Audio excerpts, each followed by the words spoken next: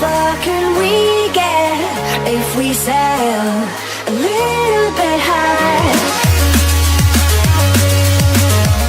There's a refrain threading itself through this week's episode of The X-Files, so subtle and so ordinary you could almost miss it. Wait, what? It's the sound of having the floor pulled out from under you, often, and not just before commercial breaks. You're about to be taken away.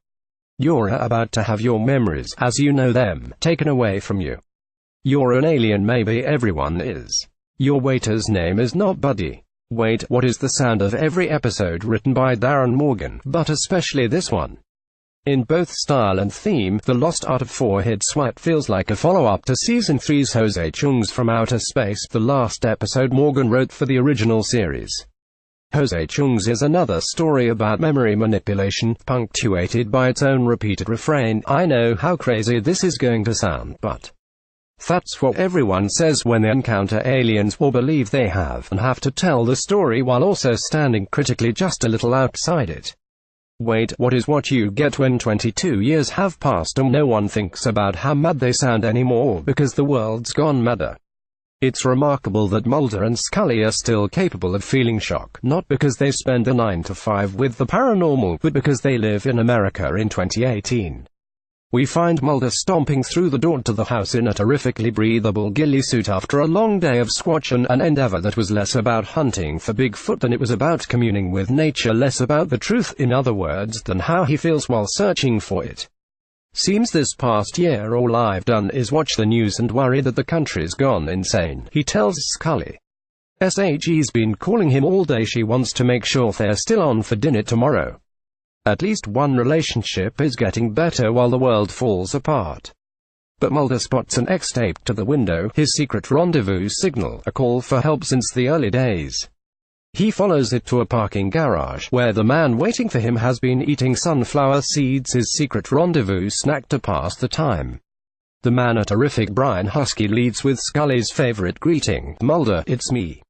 This mystery man speaks our language, the language of someone familiar with the X-Files, and he piques Mulder's interest by engaging with the TV fan in him. The first episode of The Twilight Zone Mulder ever saw, according to this guy, it doesn't exist. That's a slap in the face to Mulder, but it's a bit of a jolt for the ants too, given that we've already seen that episode in a spoof. Why cold open, man in diner is convinced Martians are invading, man learns he is a Martian, man behind the counter cackles and removes soda jerk hat, revealing horns. The Lost Martian doesn't exist, not really, does it? But its most obvious Twilight Zone inspiration is, will the real Martian please stand up, and not just because the alien has so many arms. Rod Serling tells us the only thing harder than finding a needle in a haystack is finding a Martian in a diner. Darren Morgan goes a step further. The only thing harder than finding a Martian in a diner is accepting that you are one. The Martian of the Twilight Zone knows exactly what trouble is causing. The Martian of the X-Files, of America in 2018, blames his troubles on everyone else.